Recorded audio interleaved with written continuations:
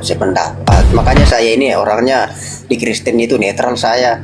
Bari Kadang kamu sepakat yang mendatangi Paulus itu Kristus palsu? enggak, maksudnya saya sering ini kan di anu-anu juga sama anu bilang wah ini Andres ini kayaknya Nggak mau bahas dia. apa namanya Lalu abu-abu. kadang saya diintervensi juga kan dari sesama-sesama itu bilang meragukan lah istilahnya.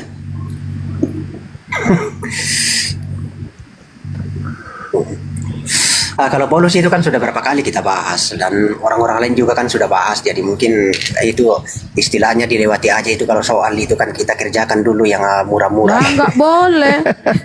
Penting. kan kan banyak ini soal ini 20 nomor kan, Kamu jadi kita menjadi kan- Kristen itu karena Paulus, Bang. Lanjut. Enggak lah. Enggak. Iman saya tidak seperti itu. Makanya saya pernah kan katakan dalam pertemuan saya pertama mungkin itu atau kedua, ketiga kan saya katakan sekalipun Paulus ini tidak muncul, tidak ada, itu kan sudah komplit di dalam Injil Matius, Markus, Lukas dan Yohanes, kisah Rasul, KPR itu kan. Nah, itu kan tidak tersentuh sama sekali sama Paulus itu. Tidak ada satu iota pun itu, tidak ada tulisan Paulus di dalam itu dan ide Paulus dalam Matius, Iya. Markus, Yohanes sama Betul. Rasul. Nanti dimulai di Roma sampai apa-apakah itu, itu sudah yang pertama. Betul.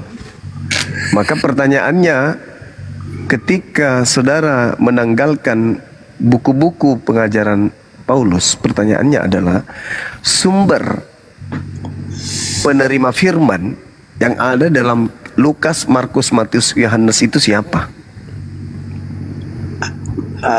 Maksudnya itu bang begini. Yang menerima firman. Kalau Paulus kan menerima firman juga tuh, 13 bukunya diterima. Sekarang pertanyaannya, di dalam 4 kitab kanon ini, yang menerima firman di antara 5 oknum ini, Yesus, Markus, Matius, Yohanes, kemudian Lukas, di antara 5 oknum ini yang menerima firman siapa? Kalau Matius itu kan langsung itu kan murid Yesus, itu kan langsung muridnya Yesus itu dari yang ke-12. Kalau Markus Enggak, ini bukan. Pertanyaan saya, yang menerima firman langsung dari Tuhan di antara 5 manusia ini itu siapa? tidak ada itu kalau dibilang langsung dari Allah ya. Oke. Masya Allah, Bang Musafir, barakallah fik. Enggak, pertanyaan saya sederhana. Di antara 5 manusia ini, yang menerima wahyu dari pencipta langit dan bumi itu siapa? Tidak ada ya. Kayak Matius ini ya. Kayak Matius ini Yesus tidak kalau Yesus kan tidak menulis Injil. Tidak ada kita menerima wahyu, maksud kalau kan menerima. menulis. Oke, kalau menerima ya Yesus langsung menerima. Bukan yang keempat orang ini kan? Hanya Yesus kan yang menerima wahyu. Bukan. Itu aja enggak. Berarti Tapi satu Paulus juga masuk ini baru saya jelaskan. Berarti ketika berbicara mengenai wahyu di antara 5 orang ini, yang menerima wahyu itu adalah Yesus. Artinya apa yang dilisankan Yesus itulah yang harus menjadi patron. Di dalam pengajaran Yesus, Yohanes 17 menceritakan di data nomor 8, Yesus berkata apa di situ? Segala firman, segala wahyu yang engkau berikan telah aku sampaikan kepada mereka. Mereka di sini adalah murid Yesus, dan murid Yesus setelah menerima seluruh wahyu yang Yesus firmankan kepada mereka, mereka menurut Yesus percaya kalau Yesus itu adalah rasul. Ya. Kan begitu poinnya. Jadi kalau tanpa kitabnya Paulus, maka Yesus hanyalah rasul Tuhan. Rasul. Iya, dia hanya rasul. Utusan. Dia utusan Tuhan atau rasul. Dia anak manusia. Itu kan Iya. Yesus. Berarti Paulus ini menerima ilmu yang ngajarin dia bahwa Yesus yang adalah rasul ini adalah Tuhan menjadi manusia. Itu ilmu dari mana? Itu dia, makanya saya juga makanya saya mengambil kesimpulan ketika saya meng-cross check dengan isi daripada tulisan-tulisan dari Paulus itu, ya memang Masya Allah, Bang ada Fadil yang Wahid. sering kontradiksi menurut saya, tapi mungkin hanya pemahaman saya yang terbatas atau bagaimana, kan namanya saya manusia yang bukan marifat ya. Enggak, Yesus kan punya murid. ketika Yesus ini menyampaikan seluruh wahyunya kepada muridnya, kedudukan murid dalam pandangan murid kepada Yesus sang penerima firman dan penyampai firman, Yesus bagi muridnya hanya rasul utusan Tuhan. Ya, betul. Segala firman nih. Nah sekarang menurut Paulus, Yesus ini adalah Tuhan itu sendiri yang nusul menjadi manusia, bukan rasul Tuhan. Ya. Pertanyaan saya, Paulus ini menerima firman dari mana? Dari dirinya sendiri mungkin ya. Nah, bukan dari dirinya sendiri. Dia mengatakan dalam Galatia 1, nomor 11, nomor 12, dia menerima firman dari oknum yang mengaku Yesus Kristus. Udah jelas kan di sini? Udah jelas kan?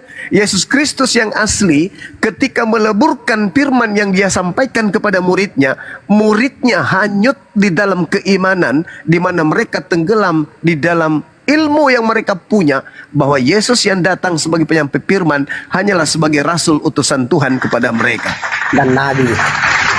dan juga nabi. Itu pengakuan Yesus. Itu pengakuan Yesus.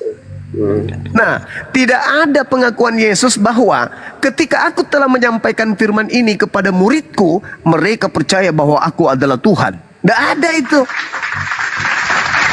Sedangkan yang datang kepada Paulus, dia katakan oknum tersebut mengajarkan kepada dirinya bahwa oknum ini yang bernama Kristus ini adalah Tuhan yang nusul menjadi manusia. Di sini ketimpangan yang sangat luar biasa. Orang-orang yang menggunakan akal sudah bisa memastikan bahwa nubuat Yesus tentang Kristus palsu yang harus diwaspadai oleh murid-murid yang percaya dirinya sebagai utusan Tuhan itu digenapi oleh Paulus.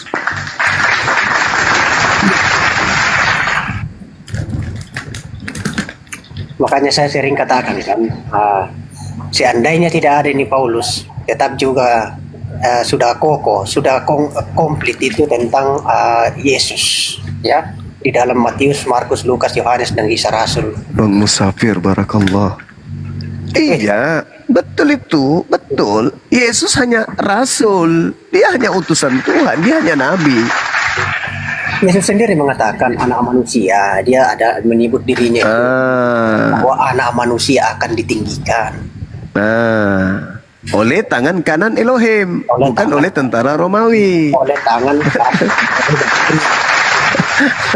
Kalau yang ditinggikan oleh tentara Romawi itu adalah orang yang dikutuk Elohim. yang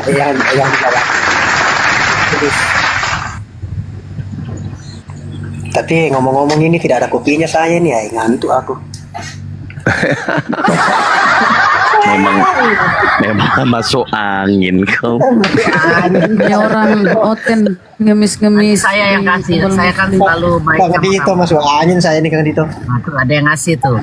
Iya.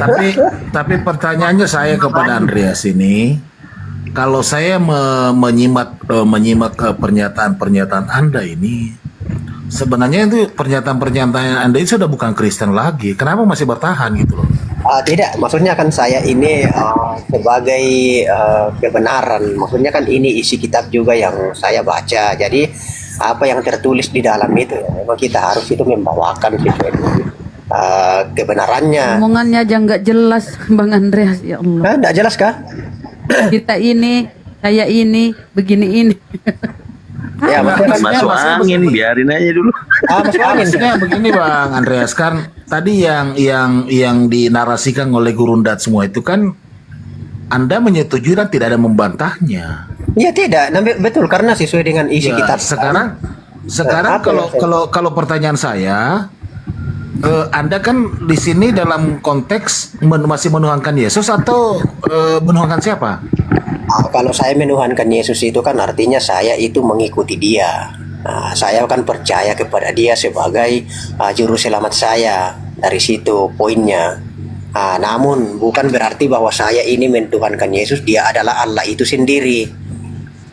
Atau dia adalah Bapa itu sendiri. Bukan seperti itu. Ya, tadi kamu sudah mengakui bahwa dia adalah rasul, dia anak Iya. manusia. Nah, kira-kira kalau anak manusia pantas nggak dijelangkan sebagai Tuhan? Ya, istilah menuhankan kan untuk kalau saya kan menuhankan, ya kan, menuhankan istilahnya bahwa saya menjadikan dia sebagai juru selamat saya seperti itu. Kalau itu narasi Anda, Rasul juga itu kan jadi panutan karena dia adalah penyampai firman. Iya, maksudnya dari situ. Kenapa saya menuhankan? Maksudnya kan dari situ. Tapi bukan berarti. Oke. Sekarang begini, kalau seumpamanya Anda tidak menganggap dia adalah sebagai Allah itu sendiri, nah sebatas Anda menuhankan Yesus itu gimana? Ya, sebagai jalan Panutan keselamatan. doang, sebagai panutan saja. Sebagai panutan bahwa dia adalah jalan untuk menuju ke rumah Sang Bapa itu melalui diri Yesus. Seperti itu. lanjut.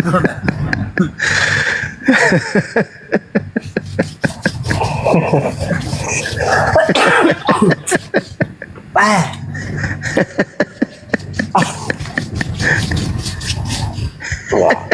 Sebenarnya saya mau isikan, Apanya sebenarnya saya mau ini isikan, ketinggalan aku ya Allah. sebenarnya saya mau isikan tadi kuota Bang Andreas, tapi jawabanmu muter-muter jadi batal gua. Waduh, bukan muter-muter Tapi ini. dia kalau kita lihat dia di kapal loh, dia kapten. Dia di kapal nih. Iya, kan? Jadi Itu belum tentu minta kapten. Di kapal juga bisa tukang masak. Aduh Bunda Rahma. Kapal itu bisa tukang masak, bisa tukang. Iya, banyak jabatan ya. Banyak. kan dia masih oten, harusnya syahadat dulu loh baru kau dibagi sama orang Islam. baru dikirimkan data. Baru kopi katanya gitu. Dia Masa minta yang lain kita dulu. masih banyak orang Islam yang butuh dibantu, masa kita bantu orang Burunda, maaf. Iya, enggak. Saya cuma Nanti Bunda Rama, saya mau membantu Bang Andreas tadi itu, makanya saya coba sedikit tanya, gitu kan? Tapi jawabannya muter-muter, hanya batal. Artinya apa supaya mendapatkan hidayah, gitu loh maksudnya. Izin dong, izin Gurunda. Oke, silakan Bu, silakan. tinggal 10 menit. Apa namanya, soal saya diingatin sama Bunda Rahmani. Memang Bunda Rahmani luar biasa nih perannya untuk soal ingatkan. Soal itu Gurunda, soal apa namanya? Apa Bun tadi? kurban. Kurban. Jadi gimana tuh? Mau di-spill di sini mau saya maunya kambing aja. Oh, silakan. Bunda. Berapa Di saya sini harus- aja enggak apa-apa. Oke. Sudah ada daftarnya atau saya kirim aja apa gimana? Daftar yang mana ini maksudnya Bunda? Ya maksudnya Harganya mungkin Gurunda berapa ya? berapa kalau Saya harus kambing. transfer berapa gitu loh. Kalau kambing di Makassar itu harganya 3 sampai 4 juta ada. Iya Kang, peta lempu. Ya, betul. Kalau tedong 3 juta sama 4 juta. Kalau sapi ada yang kita dapat 15. Maksudnya gini Bun, kalau seumpamanya kambing itu tunggal. Maksudnya Bunda Mila sendiri. Mungkin barangkali pertanyaannya daftarnya tadi itu kan kalau kambing itu enggak pakai daftar Bun, itu kan karena masing-masing person. Kecuali kalau sapi itu ada daftarnya. Biasanya 7 orang biasanya. Iya. Ah, 2 juta itu kalau 7 orang, kalau 14.000, 14 Kalau di 14 15. juta. Oh, 15. Kalau Ada yang kita dapat 15 Bun. nggak jadi dong berarti. Kenapa, Bun? Kalau Pak Bom itu 300 rupiah. Tapi kalau Sayangnya nggak ada yang mau terima dagingnya. tapi tahun kemarin itu saya cari kambing yang gemuk kayak bobo enggak nemu loh. Paiki. Melui. Ya. Ke rekening mana Gurunda saya transfernya? Ke yayasan Bun. Bunda Rahma tolong di-spill. Nanti ya dikasih nomor rekeningnya ke yayasan Makassar Nanti Mall saya Center kasih. Indonesia. Ini CA Kasih bukan Bunda itu? sebentar. Bank Tabungan Negara. BTN. Emang saya Gurunda sudah ada sapinya kah? Kirim aja ke BCA. Bun. Alhamdulillah sudah ada yang 2 ekor Bang Kang. Kanda. Oh gitu. Sudah ada pamit kedua. Ih, kalau di Selebes itu tedong dia. Ente dan bunga. Iya, nyawa ratusan juta itu. Bilang lotong wapan cek. Emang kalau ini mau kurban kedua ini Andreas nggak ada di Oten begituan. Ada bun, ada, Hah? ada. Perintahnya Yesus itu ada, Really? ada berkurban itu. Ada. Ada kan Gerunda kan? Ada Matius 8 nomor 4. Ada. Nggak pernah ngerjain perasaan. Persembahkanlah apa yang dipersembahkan Musa. Enggak, masalahnya sudah korbankan manusia, jadi udah Iya. itu bun. Jadi habis. Aduh Andreas. Waduh kayaknya hari ini ya saya jadi minder. Mau kasih apa ini ya? Bagi Kasih paus Bun, kasih paus. Korban unta. dua, Kalau aku nggak usah Bun, di belakang layar aku. Nggak usah kasih. 1, 2, 3, 4 berarti 4 ya. Kalau Persembahkanlah hartamu Apa? kepada Tuhan. 4 2.000 satu Apa? orang. Apa itu, Bun? Ah, enggak koin saya dan 4. Saya mikirin Oh. tiap orang saya kasih paus kurang sedikit. Kan 2.000 lah. Bukan 1.000. Enggak apa-apa Ayo lah. tanya aja Bun ya. Terus terang udah Ayo, kayak saudara Andreas. Oten, naik 10. Saya turun aja biar ya, soalnya dataku juga sudah mau ini, sudah biar Oten isi posisi saya. Biar Oten lu juga Oten. Ya. Tunggu, Bang. Nah, bener Cuma aku dia tadi mencari aman, nggak mau bahas Mesias palsu. Cari aman saudara kita Andreas. Ayo teman-teman Kristen naik. Iya, Bang Zuma Gunda tadi yang Tuhan adalah roh. Ngeri sedap ya, merinding saya tadi.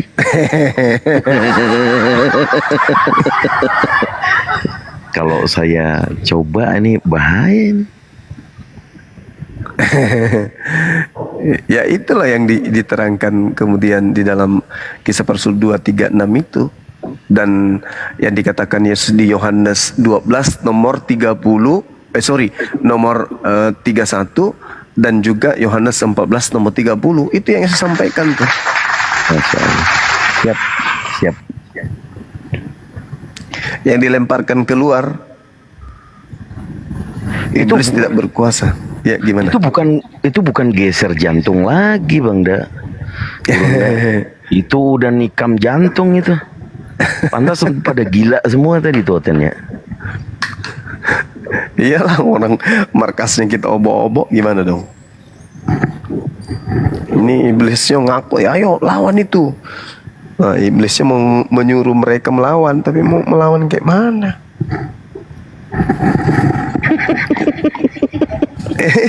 Coba bayangkan itu. Apakah bagi kita ini yang waras, ketika membaca dalil jangan kamu percaya, kok mereka rubah percayalah katanya. Orang waras mana yang membantah dalil kitab suci yang dianggap suci? Coba. Orang Hindu gak ada membantah kitabnya. Buddha demikian. Lawang ini tertulis loh perintahnya, jangan kamu percaya. Mereka pelintir, percayalah katanya. Weh.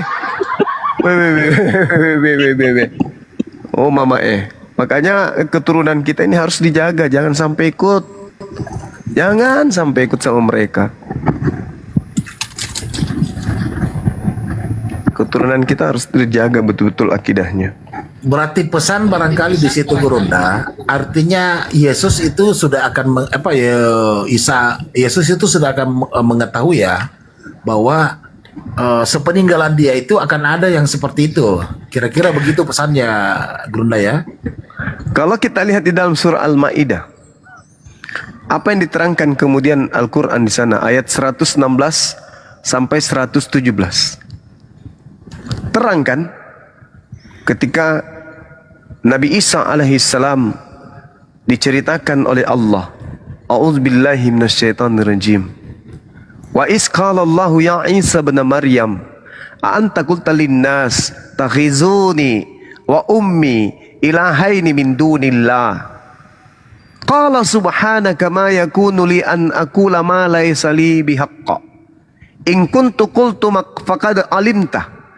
Ta'lamu ma fi nafsi wa la a'lamu ma fi nafsi innaka anta 'allamul ghuyub. Itu kata Nabi Isa. Ingatlah wahai Nabiku Muhammad, ketika aku Tuhanmu berfirman kepada Nabi yang datang sebelum engkau, wahai Isa, engkaukah yang mengatakan kepada orang-orang, jadikanlah dirimu sebagai Tuhan selain daripada aku.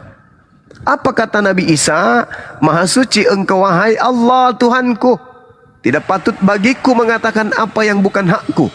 Jika aku mengatakannya, tentulah engkau mengetahui, sebab engkau mengetahui apa yang ada pada diriku, aku tidak mengetahui apa yang ada pada dirimu. Sungguh engkaulah yang maha mengetahui segala sesuatu yang gaib.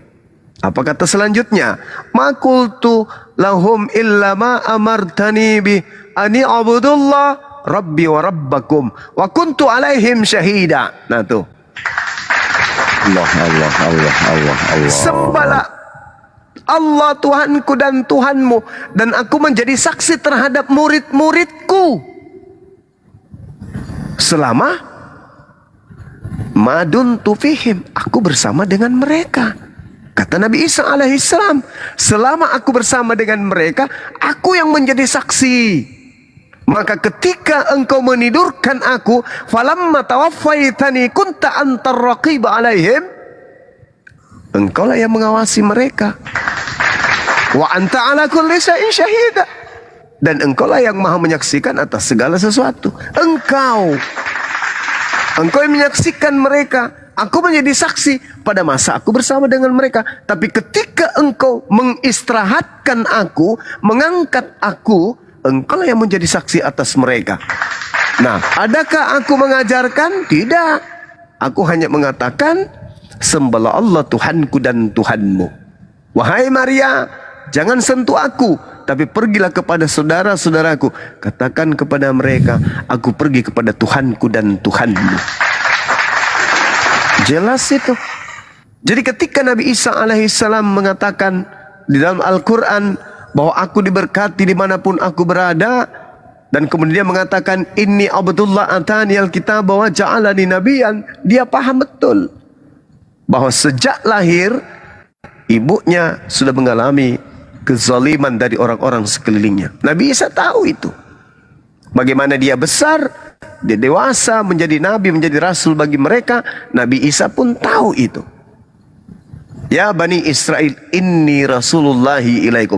Nabi Isa tahu ketika beliau menginformasikan datangnya seorang nabi bernama Ahmad. Ketika dia datang untuk meneguhkan kemudian Taurat, Nabi Isa tahu. Di antara kemudian murid-muridnya ada yang membangkang. Makanya beliau bertanya. Maka murid-muridnya menjawab, nahnu ansarullah. Siapakah di antara kalian yang akan menolong aku untuk menegakkan tali agama Allah? Murid-muridnya mengatakan, nahnu ansarullah. Tapi sebagian mereka ada yang kemudian tidak mau, ingkar. Makanya Nabi Isa memberikan sayembara. Siapa di antara kalian? Ayo, siapa yang mau menolong agama Allah ini? Siapa? Ada di antaranya kemudian yang ingkar kepada kenabiannya. Seperti itu, Kanda. Jadi Nabi Isa, Yesus tahu adanya pembangkang, tahu. Jangankan pembangkang yang datang setelah beliau pergi, datangnya Nabi Muhammad SAW jauh setelah dia itu tahu Nabi Isa. Masya Allah, subhanallah. Baik Bang Zuma, kita sapa dulu. Oke. Bro Martua. Selamat malam Martua Bata. Oh iya bang, ngantuk. Ketiduran dengar dia ngomong. Udah langsung aja, kalau mau diskusi silakan. Iya. Cekerudut. Makanya dia Lanjut aja lah. kayak orang ketiduran. Ya Allah. Iya ketiduran, banyak ngomong dia, jadi ketiduran. Maksudnya ketidurannya karena masuk di logikanya atau gimana, Bang Martua? Enggak, baru bangun. mabuk. Baru bangun. Oh, baru Iya, Bang. kalau orang tadi ibu bilang orang saudara Kristen naik, ya kan? Nah, sekarang dikata-katain baru mabuk. Aduh. Oke lah, nggak apa-apa. Sorry. Lanjut. Baru Sorry. masuk.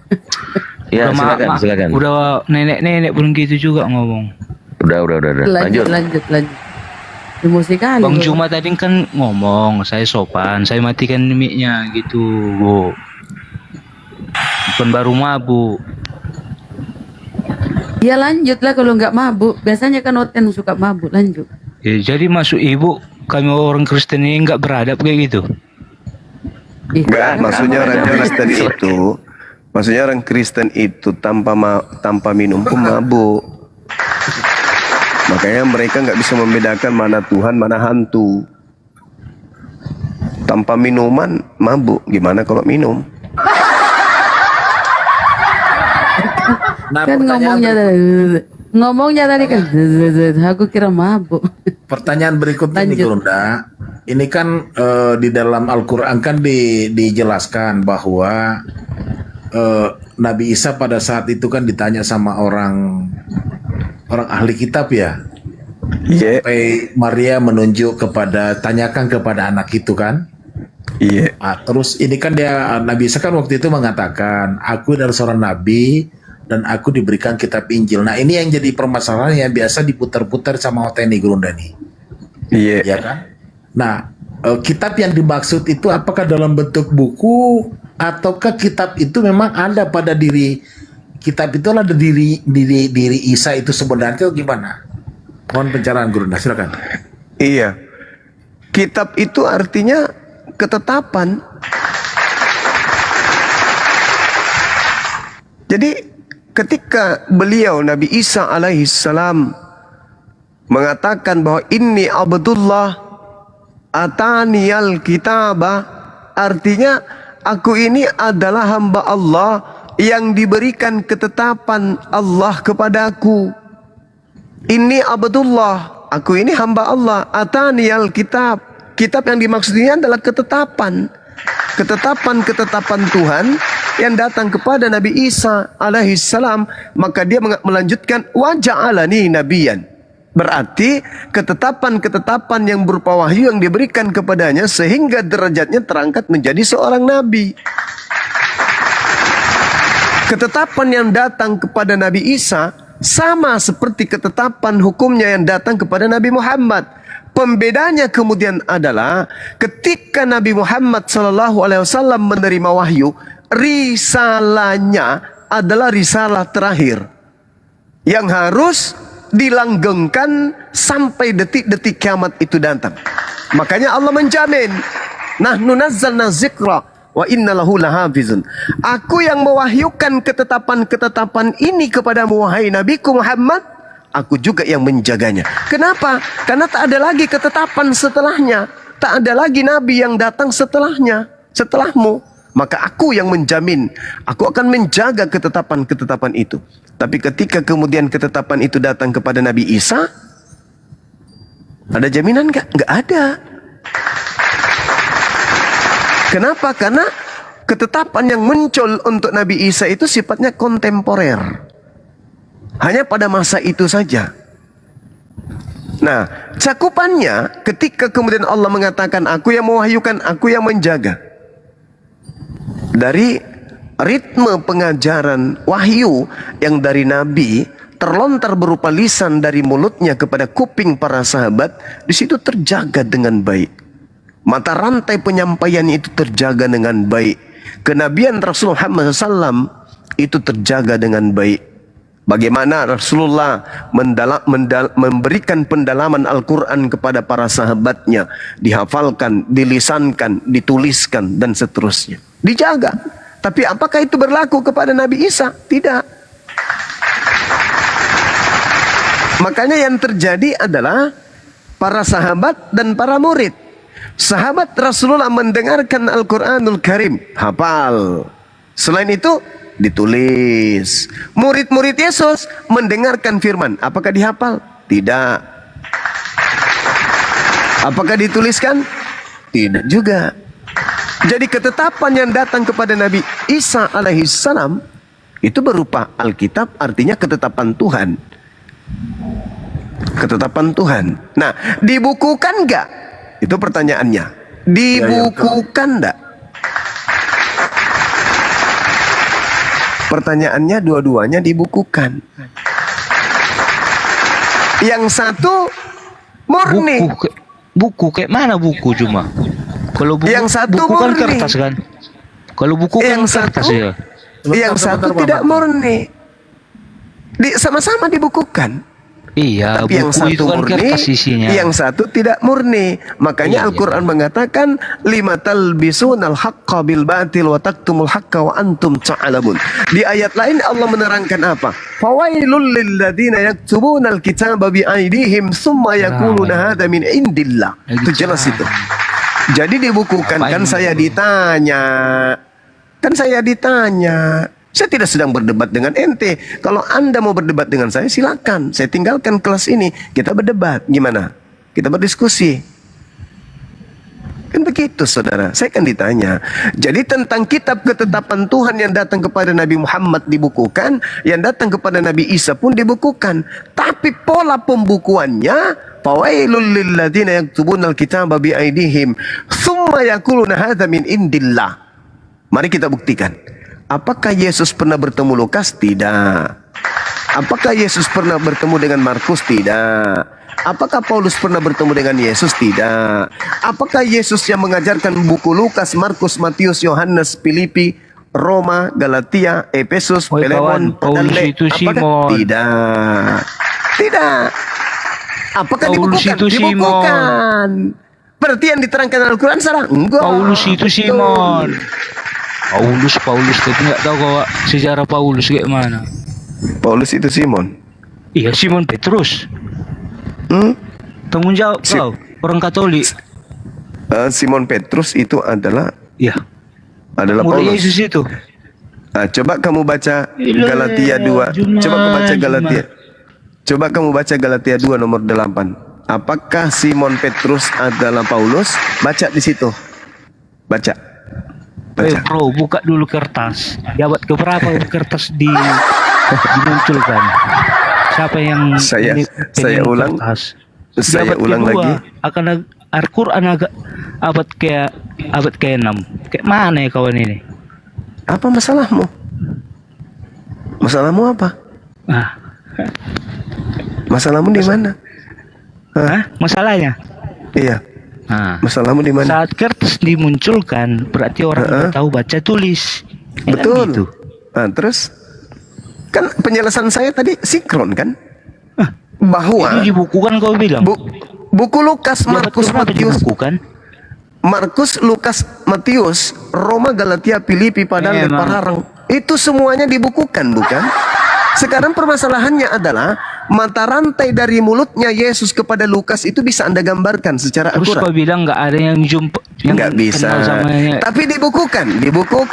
Berarti ketika dibukukan, maka yang kau buat terjadi pernyataan adalah nggak apa ada yang yang jumpa sama dijelaskan Yesus. Al-Quran. Itu maksudmu. Surah Al-Baqarah ayat 79. Jadi Simon Petrus- Fawailul lilladzina yaktubuna al-kitaba bi aydihim thumma yaquluna hadza min indillah.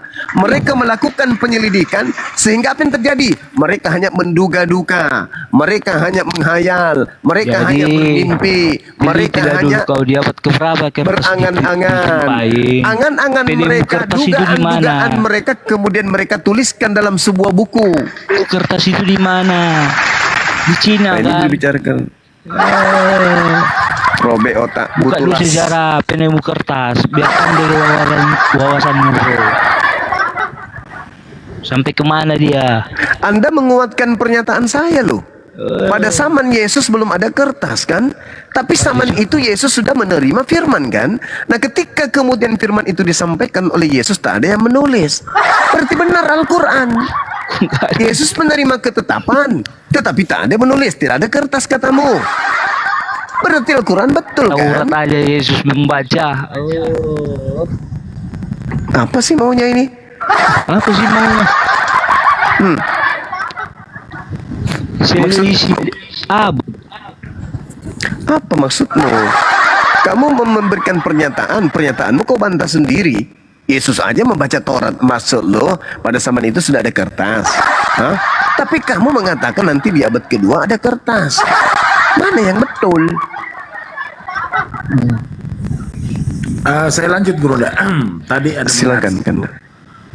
tadi kan itu yang menjadi narasi-narasi saudara-saudara kita di Kristen kan, pada saat itu Al-Quran mengatakan bahwa Isa itu diberikan kitab. Nah, seperti tadi pemahamannya si Pak Martua ini. Nah, sementara ketetapan itu yang Gurunda maksud ya. Nah, ketetapan ini itu melekat pada diri Yesus. Kemudian apakah ketetapan-ketetapan yang diterima oleh Yesus itu Diangkat bersama dengan Yesus. Betul. nah, diangkat dengan nah Iya. ini kan saat pengajarannya, karena kan tidak ada kisah yang saya pernah dengar atau mungkin saya salah dengar barangkali, bahwa Yesus itu menerima firman dari Allah, ya kan? Nah, yang ada itu ayat berapa yang mengatakan segala firman yang engkau berikan kepadaku telah aku sampaikan kepada mereka. Nah, pertanyaannya di sini, apakah firman yang diterima oleh Yesus itu sama dengan proses yang diterima oleh Rasulullah Muhammad SAW yang secara beransur-ansur itu selama 3,5 tahun itu? Atau memang tadi yang sudah melekat pada diri Yesus pada saat dia bayi itu menjadi ketetapan? Dia tinggal menyampaikan kepada 12 muridnya itu. Gimana, Guru? Iya.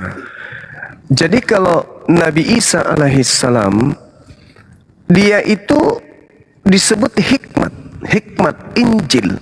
Apa hikmat Injil itu? Intisari dari pengajaran Nabi Musa. Intisari dari Taurat yang dijelaskan oleh Nabi Isa, itulah yang disebut hikmat Injil.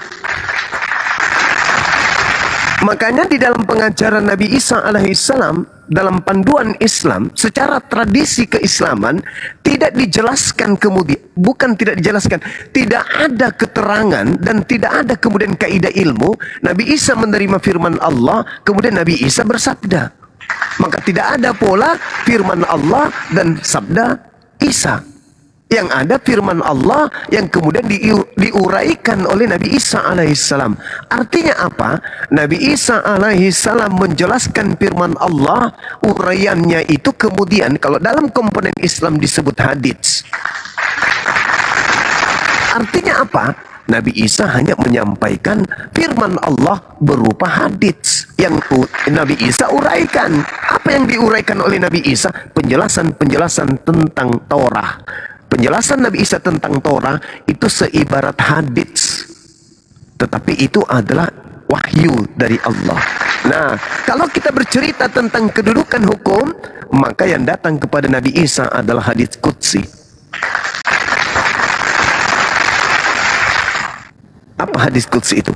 Firman Allah yang tidak dibukukan.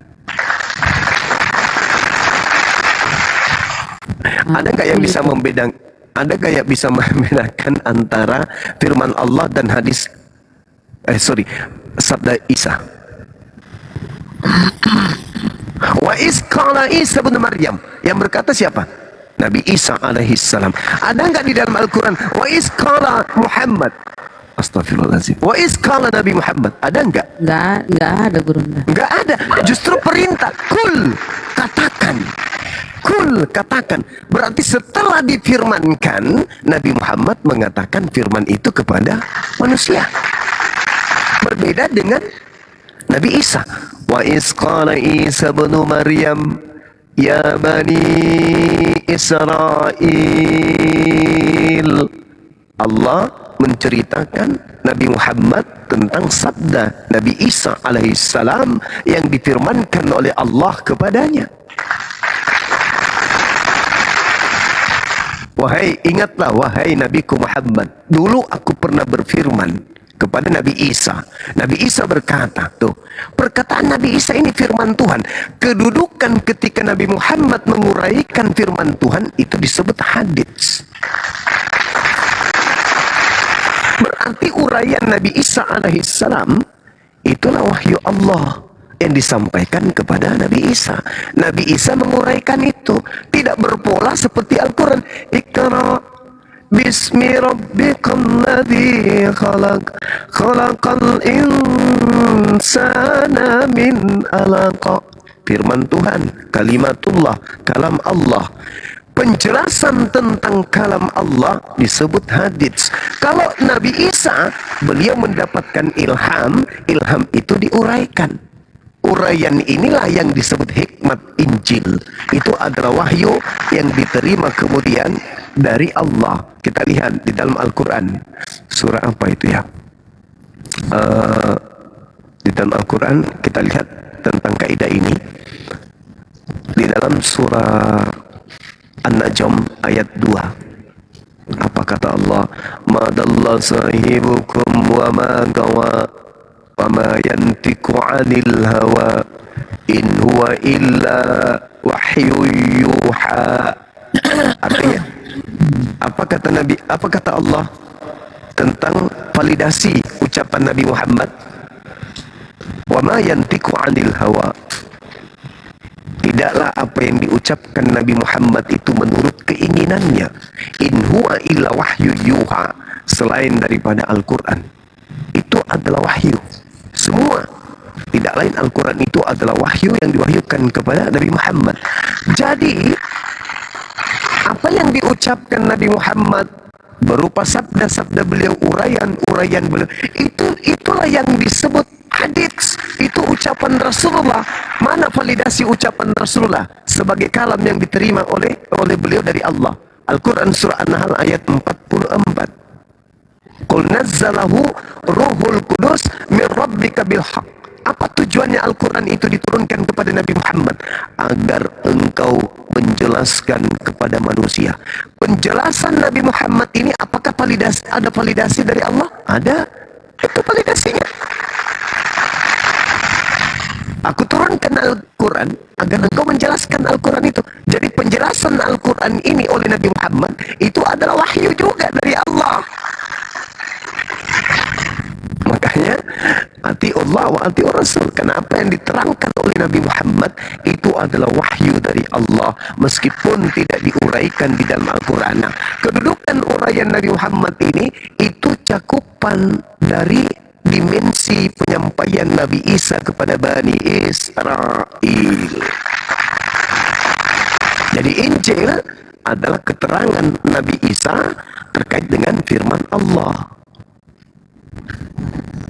Makanya keterangan-keterangannya, wa iz qala Allahu ya Isa ibn Maryam ya bani Israel, wa iz qala Allahu ya Isa ibn anta qulta lin-nas tahizuni. Apakah engkau yang mengajarkan kepada mereka? Apa ucapan Nabi Isa? Ma qultu lahum illa ma amartani bi. Nah, itu berarti pengajaran Nabi Isa adalah uraian lisan yang diterima kemudian ilhamnya berupa pokok panduan, kemudian Nabi Isa jelaskan. Penjelasan Nabi Isa lah yang disebut Injil. Makanya coba kita lihat pola yang diterangkan Al-Quran ini.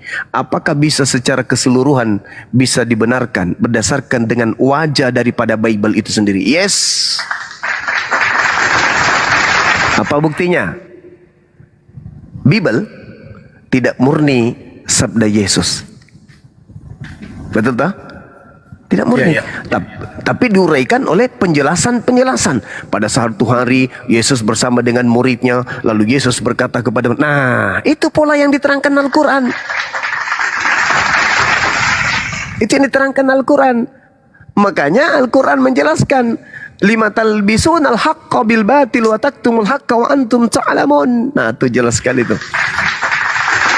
Mengapa engkau mencampur adukkan? Harusnya ketika kedudukan sabda Yesus itu diambil sebagai uraian firman Tuhan yang disampaikan oleh Yesus, maka ucapan-ucapan Yesus inilah yang kemudian disebut dengan hadis qudsi. Hadis qudsi yang dibukukan, yaitu ucapan Yesus yang tidak termaktub di dalam sebuah kitab yang disebut murni 100% perkataan ilahi, bukan penjelasan nabinya. Itu yang diterangkan. Mudah-mudahan bisa ditangkap teman-teman sekalian. Oh, jadi kalau Jadi kalau begitu Gurunda, yang dimaksud dengan ketetapan Allah ini atau kitab yang dimaksud ini yang diberikan kepada Nabi Isa alaihissalam itu memang sudah semacam ini, kalau saya boleh narasikan begini barangkali. Artinya dibaratkan botol ini, begitu dia lahir memang sudah diisi full itu botol. Kemudian yang kedua tinggal Nabi Isa ini menyampaikan kata-kata tadi yang di dalam botol itu ya. Kurang lebih seperti itu barangkali. Iya betul. Iya Betul iya. itu. Karena kenapa? Artinya Nabi Isa dari kecil memang sudah diberikan kitab yang ada di dalam dirinya. Jadi tidak ada lagi firman setelah semuanya Nabi Isa besar, tidak ada lagi firman yang turun karena memang sudah melekat pada dirinya, tinggal dia menyampaikan kepada 12 muridnya. Itulah yang barangkali Guru Anda maksud tadi bahwa itu adalah hadis kursi. Kurang lebih begitu barangkali. Dari bayi beliau sudah menyampaikan itu. Ini Abdullah antani alkitab wa jalani nabiyan. Dari kecil dia, dari bayi dia.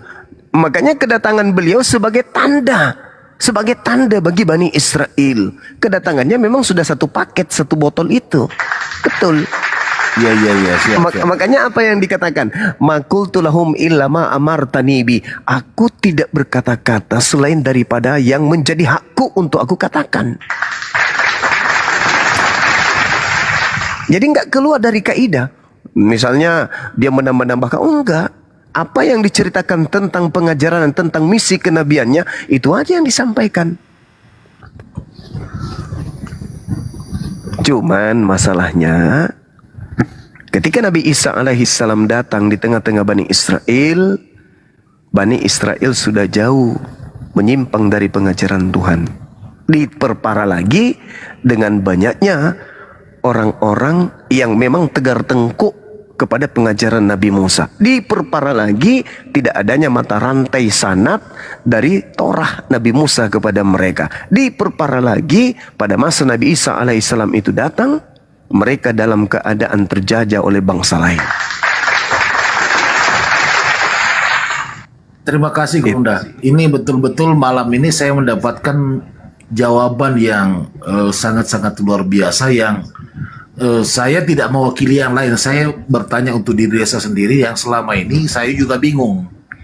Ya, kenapa kok dikatakan bahwa sejak kecil Rasulullah Isa itu diberikan kitab. Nah, pemahaman saya seperti yang mereka katakan itu. Ternyata itu adalah sebuah ketetapan yang memang Allah sudah isi dari kecil. Tidak perlu lagi turunkan wahyu lagi karena memang sudah full. Tinggal Nabi Isa mengatakan ini, tapi itu sebenarnya itu adalah wahyu yang ada pada Nabi Isa. Kan begitu ya? Masya Allah. Oke, izin. Lanjut, Sudah selesai? Kita sapa. Lanjut. Cheers. Selamat malam. Muslim Kristen, cheers. Woi, cheers. Aduh, cheers ternyata membisa ya teman-teman. Cheers. Aduh. Oke, silakan ya teman-teman Kristen. Ini Masya Allah ya, semacam hadis qudsi ya. Allah yang berfirman langsung. Ya jujur Bunda Rama, saya terus terang malam ini baru berpikir. Saya juga bertanya dalam hati, kok kenapa tidak ada kitabnya? Ternyata itu adalah ketetapan yang melekat pada diri Nabi Isa sejak lahir. Artinya dibaratkan memang sudah dikasih full. Kau nanti Nabi Isa tinggal bilang sama anumu, itu sudah dari saya. Kurang lebih begitu barangkali Guru Daya kata. Iya. Luar biasa. Bahaya itu Bang Kanda kalau Nabi Isa itu memiliki kebebasan untuk berbicara, kebebasan untuk mentafsirkan dalam ranah dari dirinya sendiri. Makanya dia mengatakan makultu lahum illa ma amartani bi. Dan itu terekam. Apa yang kau dengar dariku itu bukan dariku, tetapi dari Dia yang telah mengutus aku. Yohanes 14:24. Makanya dikatakan Nabi Isa itu apa? Ruhullah. Terus disebut kalimatuhu. Kalimatullah. Terjawab. Masya Allah. Tapi saudara Kristen salah tafsir, salah pemahaman. Dibilangnya Tuhan yang adalah firman jadi daging. Padahal Nabi Isa itu, makanya dia datang menjadi hakim. Ketika dia mengatakan, engkaulah yang menjadi saksi, aku jadi saksi saat aku bersama dengan mereka. Tapi setelah aku pergi, engkau yang menjadi saksi. Karena cakupan batasan pengajaranku ya hanya sesuai dengan apa yang menjadi porsi yang kau ajarkan kepadaku untuk mereka. Tidak aku tambah, tidak aku kurangi. Saat kalau engkau sudah ingin menidurkan aku, saat itu aku pergi. Makanya doanya apa? Semoga kesejahteraan bagiku saat aku dilahirkan, pada saat aku diwafatkan, dan pada saat aku dibangkitkan hidup kembali. Berarti kan itulah berkorelasi sekali ya Gurundaya tentang ayat bahwa Masya Allah, syukran. Yang mana apa dia? yang mengatakan bahwa segala firman yang aku sampaikan kepada aku telah aku sampaikan kepada mereka dan mereka menerimanya. Yohanes 17 nomor 8. Ya berarti kan sangat berkorelasi sekali ya Gurundaya. Iya, betul. Coba baca nomor 50-nya. Apa kata Yesus? Dan firman yang keluar daripada aku itu sifatnya apa? Kekal. Kekal. Syukron Bunda. Sifatnya Dan kekal. syukron. Jujur ini netizen saudara-saudaraku yang dibawa, saya bukan bertanya untuk menguji ataupun mau memperluas, tapi ini betul-betul saya dapatkan ilmu yang sangat luar biasa malam ini. Bahwa kebenaran sebenarnya itu masih banyak di Injil sebenarnya. Kalau kita mau jujur ya Gurundaya, banyak kebenaran. Tetapi yang penting yang perlu kita anukan, Masya Allah. Akbar, Masya Allah. ya, dengan akal sehat untuk bisa menerimanya. Masya Allah. Coba kita lihat apa kata Quran terkait pernyataan kanda kita peta lembu. Kedatangan Nabi Muhammad seruannya apa kemudian? Ini terkait dengan Injil, terkait dengan kitab-kitab yang datang kepada ahli kitab. Makanya geli rasanya kalau ada orang Kristen mengaku sebagai ahli kitab, bahlul kitab, iya. Apa kata Allah kepada mereka? Qad ja'akum rasuluna yubayyinu lakum. Terus apa tujuanmu datang? Apa tujuanmu datang? Ketika kemudian Allah mengatakan wa minal ladina qalu inna nasara ahazna mitsaqahum fanazu hazzam mimma zukkiru bih. Di antara orang-orang yang mengatakan kami ini adalah Nasara, kami ini Nasrani. Apa kaidahnya? Aku Tuhan telah mengambil perjanjian mereka, tetapi mereka sengaja melupakan sebagian. Nah, mereka sengaja melupakan sebagian. Sebagian apa? Sebagian pesan yang telah diperingatkan kepada mereka. Apa yang terjadi? Kami timbulkan permusuhan, kami timbulkan kebencian dalam hati mereka. Sampai kapan? Sampai kiamat. Ini terpapar nggak kepada mereka nih yang mengaku Nasrani? Terpapar. Biasnya masih nampak nggak kepada orang yang mengaku bagian daripada? Masih. Lalu apa kata Allah? Ya ahlal kitab qad ja'akum rasuluna yubayyinu lakum. Poinnya di situ. Apa tujuanmu datang kepada mereka, Nabi Muhammad? Apa tujuanmu datang kepada mereka, wahai Nabiku Muhammad? Tujuanmu adalah menjelaskan dari banyak hal dari isi kitab yang mereka sembunyikan. Mantap kali bah. Menjelaskan dari isi kitab, dari ketetapan-ketetapan yang mereka sembunyikan. Jadi Nabi Muhammad itu diutus untuk menjelaskan itu.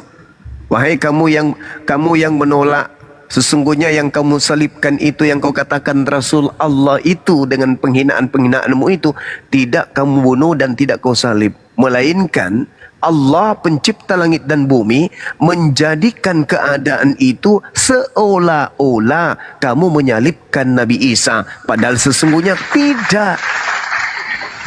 Makanya apa yang terjadi? Kisah Para Rasul 2 nomor 36 menjawabnya. Apa katanya? Kristus, Yesus yang kau telah salibkan itu telah dijadikan menjadi Tuhan dan Kristus bagimu, bagi angkat pecahat. Ini yang Al-Quran uraikan. Karena ucapan mereka, maka aku hukum. Apa hukumannya? Mereka dijadikan Tuhan menjadikan yang mereka salibkan itu menjadi pimpinan atau junjungan mereka. Al-Quran surah Al-Araf ayat 27 dan ayat 30. Aku jadikan iblis sebagai pemimpin, sebagai kurios, sebagai junjungan bagi mereka karena mereka tidak beriman. Itulah sayangnya saudara kita Kristen ini susah untuk diajak untuk melakukan pendalaman Bible dan Al-Quran. Mereka lebih suka apa yang pendeta sampaikan. Coba. Apa yang menghantarkan mereka mengatakan ketika Yesus jangan kau percaya. Apakah Yesus perintahkan ketika Paulus mengaku bertemu Kristus di padang gurun? Apakah perintah Yesus percayalah kepada dia atau jangan percaya? Apa kata mereka? Percaya. Apa yang menghantarkan seperti itu? Itu tadi kata Allah, wa qaulihim, karena ucapan mereka bahwa kami telah menyalib membunuh Nabi Isa, maka aku hukum mereka. Apa hukumannya? Otak nggak berfungsi. Fi qulubihim marad fazadahumul marada. Itu dia. Jelas itu. Oh, Al-Quran indah kali. Meledak. Silakan. Boleh izin Gerunda, baik kita sapa Hasibuan. Selamat malam saudara Kristen Muslim. Kepdes, naik Kepdes. Hasibuan. Nanti nanya sama Kepdes, dia nggak mau ngomong itu, si Buan. Naik Kepdes. Tadi buka kamera sih Hasibuan. Bayar aja ya Bunda Rahma. Iya siap. Tapi gue kasihan sama Bunda Mila loh. Kenapa? Ya kan, dia doang yang nggak ada koinnya. Oh nggak apa-apa, saya perlunya follower aja kalau bersedia. Dia ngasih koin ke orang, nggak ada yang ngasih ke dia. Balikin Bunda Rama, balikin. Mantap Bunda. Tolong di follow. Pertahankan, lanjutkan, follow Ikhwan. Baru mau ku sapa kores, jangan-jangan kores palsu. Oh, alhamdulillah asli. Jadi teman-teman, izin Gurunda, izin saudara. Kores palsu. Alhamdulillah. Amir dulu Kepdes, tolong di follow Bunda Mila ya. Beliau saya sejak bergaul sama Bunda Rahma, sama Gurunda, sama Api, rezeki saya juga alhamdulillah nambah. Jadi hadiah pun agak meningkat sedikit nih. Dari alhamdulillah. Alhamdulillah. Ya, anak singanya dulu ya Gurunda, anak mampunya anak singa. Ya udah. Sekaligus anak dan bapak adalah satu, nggak apa-apa. Anak singanya nanti kita pelihara Bun, biar dia jadi buaya sekalian. Coba dempo Keren ya kebagian semua paus, masya Allah. Berkah Bun, sehat selalu. Tapi ini loh, Ntar dulu, jangan kayak sini loh Banjuma ini. Yang gue kasihan sekarang ini gitu loh. Nazara. Dia cuma punya umur kurang lebih 3,5 tahun bersama panutannya gitu. Nah kemana sekarang ini? Tentu kan udah punah dia. Mau dia ke Yudaisme nggak bisa, mau dia ke Kristen nggak bisa.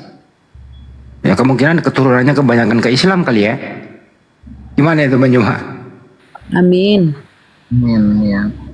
Iya loh, hilang loh itu. Itu masih ada satu ekor, masih ada. Nggak bisa. Nasrani itu harus Yudaisme, Yahudi, di luar Yahudi, di luar Bani Israel bukan Nazaro dong. Oh, iya. Halo semuanya. Salam Bang. Silakan. Iya. Ya. Apa temanya nih Bunda? Ternyata ada 2 Kristus Bang, Kristus palsu, Kristus asli. Ini tema kita yang sangat membumi. Silakan. Sebelum lanjut saya cuma mau ngucapin selamat ulang tahun buat Kang Dito. Semoga barokah, panjang umur, sehat selalu dan murah rezeki. Amin ya rabbal alamin. Amin, Masya Allah. Syukuran Bunda, hadiahnya juga. Terima kasih. Selamat ulang tahun. Ya. Semoga selalu dipanjangkan semuanya ya. Amin. Kok kena tomat? Peringatan dia. Loh, Peringatan pelanggaran Kenapa turun? oleh kamu. Enggak pelanggaran. Kok pelanggaran? Enggak tahu itu ada di sini Pelanggaran. peringatannya. Waduh. Ya udah Kenapa Kepdes. ya? Tanggapi tuh, ada 2 topik nih. Kristus palsu Iya, iya. atau roh. Nah, silakan yang mana mau ditanggapi. Monggo. Iya, kenapa orang abang bilang Kristus itu palsu? Apanya? Ayo Banyak jelasin lah dia itu. Sekali lagi lah. Apa dari Itu pertanyaan itu harusnya Anda pertanyakan kepada Yesus. Karena Yesus yang mengatakan Bang itu. Juma, kita sama-sama on cam yo. Berani nggak? Karena Yesus mengatakan itu, Bang. Waspadalah kepada Yesus palsu. Berarti Di mana dalilnya? murid-murid Matius 24 Di mana dalilnya? nomor 2. Matius 24 nomor 4 nomor 5. Apa isinya, Bang? Waspadalah agar kamu jangan disesatkan, sebab akan banyak orang datang dengan memakai namaku dan berkata, akulah Kristus. Mereka akan menyesatkan banyak orang. Siapa Ada yang penyesat memakai yang namanya, Bang? datang, Nggak ada. yang datang kepada Paulus di padang gurun. Itu Yesus sendiri yang datang, bukan. Dari mana Anda tahu? Dari mana Anda tahu? Sedangkan Yesus mengatakan bahwasanya ketika ada orang yang mengaku bertemu dengan Mesias atau Kristus, perintahnya apa? Jangan kamu percaya, meledak. Udah meledaknya. Di sini. Gimana? Gimana, Bang? Di sini Abang Zuma itu udah salah paham, Bang. Apa tuh salahnya? Yesus itu kan Salahnya di mengatakan, mana? dialah yang awal. Kan Yesus itu Itu mengatakan beda dialah yang lagi. awal dan yang Itu kita akhir. tidak ada hubungannya dengan itu, saudara. Yesus mengatakan di dalam Yohanes 8:42, aku bukan awal. Tuh, Yesus mengatakan aku bukan awal. Paham ya?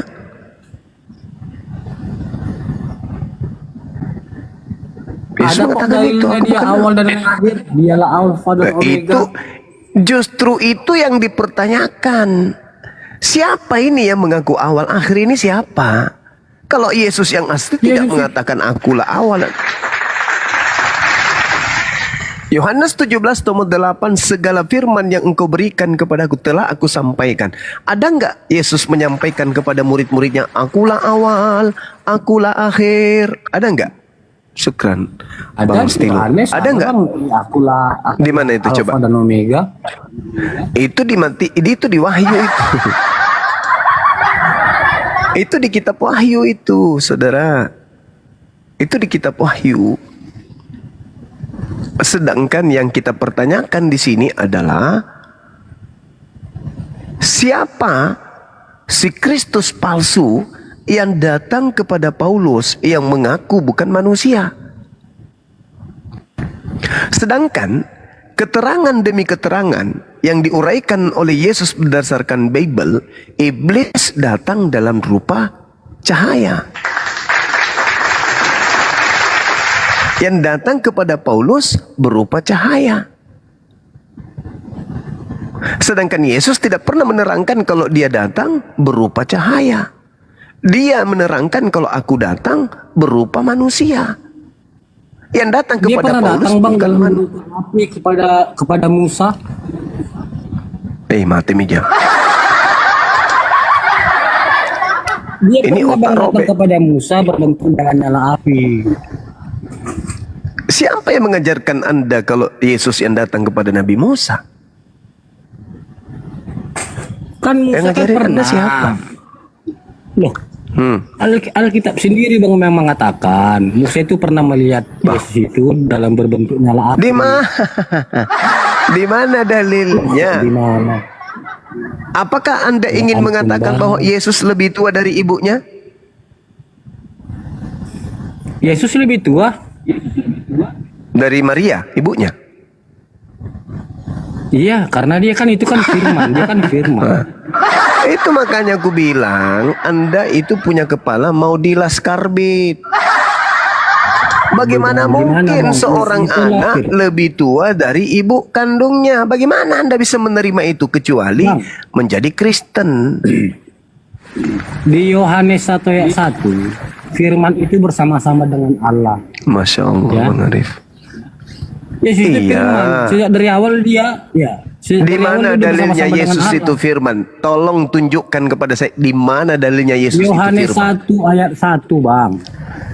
Itu bukan Yesus yang diceritakan di situ. Aduh. Enggak ada Yesus di sana. Bukan. Yesus itu nanti ada ketika di data nomor 14-nya. Bang, Yesus itu kan Iya. datang ke dunia itu telah mengosongkan dirinya, ya. Nah, itu pintar. Dia mengosongkan dirinya ke dunia ini. Dia rela Kata mengosongkan siapa? dirinya. Kata siapa? Kata Barakallah. Yohanes, dia rela mengosongkan Di, dirinya. di mana Untuk Yohanes menyelamatkan mengatakan? kita. Di mana Yesus Yohanes kita. mengatakan? Di mana Yohanes mengatakan Yesus mengosongkan diri? Dia mengosongkan dirinya. Di mana Yesus mengatakan? Di mana Yohanes mengatakan itu? Sebentar Bang ya, saya buka dalilnya ya. Itu ucapan Paulus di Filipi 2 nomor 6, nomor 7. Bukan ucapan Yohanes. Nah, sedangkan Paulus berbicara seperti itu bukan menerimanya dari Yesus anak Maria. Tetapi dari makhluk roh yang memakai nama Yesus. Sedangkan Yesus, anak Maria berpesan, waspadalah kepada penyesat yang datang dengan memakai namaku. Kan telah dikatakan Yesus Bang, ketika perjalanan Paulus ke Damsik. Dia kan mengatakan, akulah Yesus yang telah engkau Nah. siksa. Betul, betul. Iya. Cahaya itu mengaku Yesus. Cahaya itu mengaku Yesus. Dan memang Yesus mengatakan, waspadalah kepada penyesat yang datang dengan memakai namaku. Berarti penyesat itu datang dengan mengaku Yesus, bukan mengaku bom-bom. Akulah bom-bom yang kau kreditkan. Disinilah Nggak ada abang itu. rumah itu telah gagal paham Bang. Kok gagal Abang paham? gagal paham. Kok gagal paham? Penyesat muncul menurut Yesus memakai Gagal nama paham, siapa? Bang. Memakai nama siapa? Gimana Bang? Penyesat itu muncul memakai nama siapa kata Yesus? Memakai Kalau nama penyesat itu Yesus. dia, Ah. Bang. Penyesat Paulus itu mengatakan, memakai nama "Akulah yang Yesus." terakhir. Akulah yang terakhir dan tidak akan ada lagi yang datang selain aku. Kan bukan Yesus itu. Nah, Aku yang Saudara, terakhir katanya. yang ingin saudara, yang ingin menyamai Tuhan itu siapa? Yesus atau iblis? Yang ingin menyamai Tuhan itu dulu. Yang ingin menyamai Tuhan itu ya iblis. Ya, iblis. Siapa yang awal? Siapa yang akhir menurut Anda? Tuhan? Ya Yesus itu awal dan akhir. Nah, Iman saya, itulah itu iman iblis saya. yang ingin menyamai Tuhan. Aduh, abang Karena sih gagal Yesus- paham bang. Loh, Begini bang, tidak Yesus akan ada lagi nabi yang akan datang selain dia. Dia kan telah siapa mengatakan bilang? itu. Siapa bilang? Yesus, sorry, Loh. jangan Yesus, terlalu berat. Kisah Para Rasul 3 nomor 2223. Bukankah di dalam kitab Tauratmu dikatakan Tuhan akan mengutus seorang nabi yang sama seperti Musa, dan akan terjadi barang siapa yang tidak mendengarkan nabi itu akan dibunuh dari umat kita. Nabi yang dimaksud ini yang sama seperti Nabi Musa yang kerjanya membunuh ini siapa? Yesus. Hah? Bukannya dia yang dibunuh. Dulu memang si Paulus ini memang dulu dia dosanya banyak bang. Nah, itulah Paulus yang ini dinubuatkan dosanya Yesus. banyak. Ya, itulah Ya, yang dinubuatkan tapi Yesus dia dalam kan Matius telah- 12 ya, nomor tapi dia kan bang telah 43 sampai bertobat. 45. Ya. Nah, itu yang Tapi si Paulus ini dinubuatkan. kan memang- Iya, tapi Paulus ini kan Itulah telah yang bertobat, dinubuatkan. Itulah yang Mata si Paulus dinubuatkan ini- pertobatan. Bang. Iya bang. Iya. Tapi mata si Paulus ini kan dibutakan, Bang. Dibutakan dia pertama matanya. Dibutakan oleh Matanya dibutakan. Setelah dibutakan, dia bisa melihat kembali. Nah, kan dibilang Yesus di situ, akulah yang telah engkau remukkan dulu, yang telah kau hancurkan.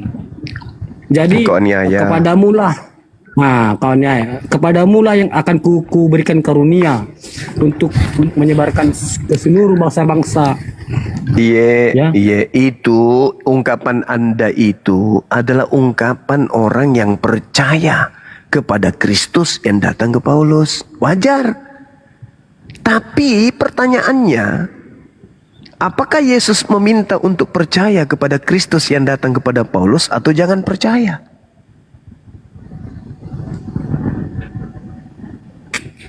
Berarti abang tidak membenarkan Yesus itu telah datang berbentuk cahaya kepada Paulus, ya itu aja lah intinya ya. Tidak. Karena Yesus menceritakan tanda kalau dia datang, yaitu berupa manusia. Sedangkan yang datang kepada Paulus bukan manusia, berupa cahaya. Sedangkan di dalam Lukas 10 nomor 18 yang datang berupa cahaya itu adalah iblis. Begini bang, yang datang kepada Paulus itu kan Yesus, karena Yesus kan udah bangkit dia bang, dia sudah bangkit, dia sudah ke sorga, makanya dia datang berbentuk cahaya bang. Dia kan Baik, ke sorga. saudara. Baik, saya ingin Anda jujur. Menurut Yesus, penyesat yang datang setelah dia itu gelarnya apa? Gelarnya itu bukan gelar bang. Dia kalau selain dia ada yang mengaku sebagai nabi.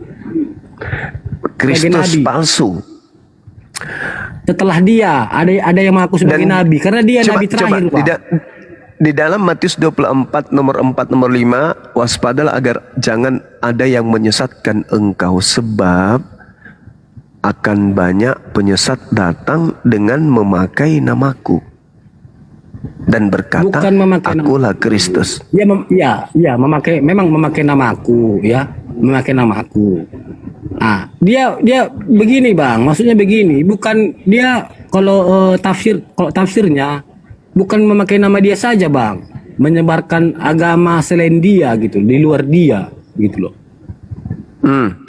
Paulus mengajarkan. Oke, saya ikuti tafsir Anda. Paulus mengajarkan 13 bukunya itu mengatasnamakan siapa? Mengatasnamakan Yesus. Waspadalah kepada penyesat yang datang dengan memakai namaku. Anda sadar di situ? Dia kan bang telah datang bang. Dia kan telah datang kepada Paulus berbentuk cahaya. Kan dia sendiri yang datang bang. Ketika si Paulus ke Damsik kan dia datang. Saudaraku inilah Yesus mengatakan ketika tidak percaya bang? Saya tidak percaya karena nasihat Yesus jangan percaya. EGP yang datang itu tuyul, yang datang itu si manis jembatan Ancol, saya nggak peduli. Yang datang itu Yesus yang asli sekalipun saya nggak peduli. Saya hanya mendengarkan nasihatnya, jangan kamu percaya. Ya saya jangan percaya dong. Maksudnya di situ bang, jangan percaya nabi selain dia bang, setelah dia gitu. Itu artinya jangan bang. Jangan percaya kepada orang yang mengaku bertemu dengan aku. Alamak. Nah, abang ngarang ini.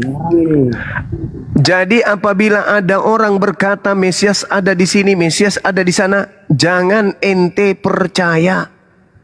Camkanlah, aku telah mengatakannya kepadamu terlebih dahulu. Jadi apabila ada orang berkata Mesias ada di padang gurun, Mesias ada dalam bilik rahasia, jangan ente percaya. Itu nasihat Yesus. Ketika Paulus mengaku bertemu dengan Kristus di padang gurun, apa nasihat Yesus? Percaya atau jangan percaya? Percaya, bukan gak percaya, percaya. Itu namanya jaka sembung bawa goblok, tidak nyambung golok. ceritanya perintahnya jangan percaya. Kok Anda rubah jadi percaya? Runtuh mimbar gereja. Karena inilah pola kekristenan yang sesungguhnya, mengucapkan sesuatu yang bertentangan dengan ucapan Yesus. Coba Anda baca Matius 24 nomor 15-nya. Apabila sang pembinasa keji itu duduk di tempat yang kudus, seperti yang dinubuatkan Nabi Daniel.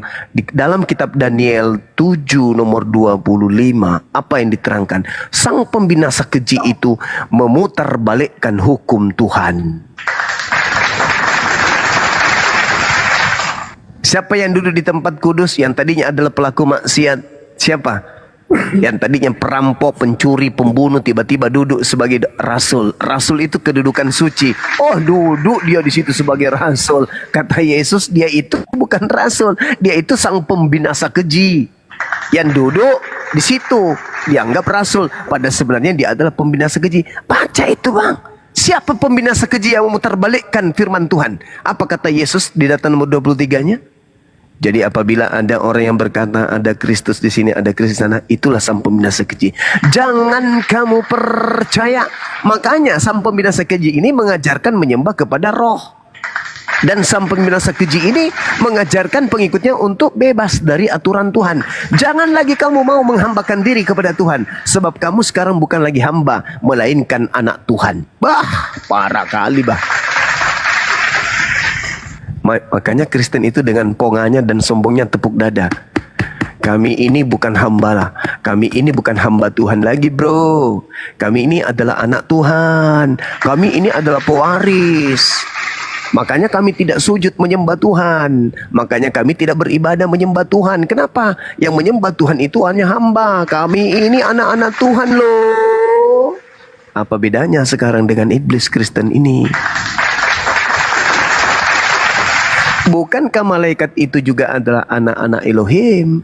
Dan di antara anak-anak Elohim itu ada yang membangkang, membelot, ingin menyamai bapaknya. Itulah yang terjadi dengan kalian.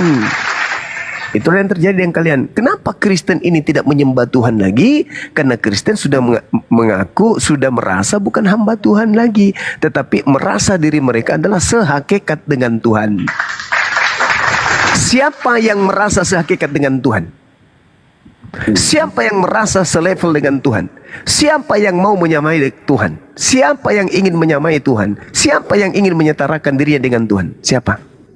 Siapa? Bang? Bang? Bangun, bang, bang. Bang, bangun.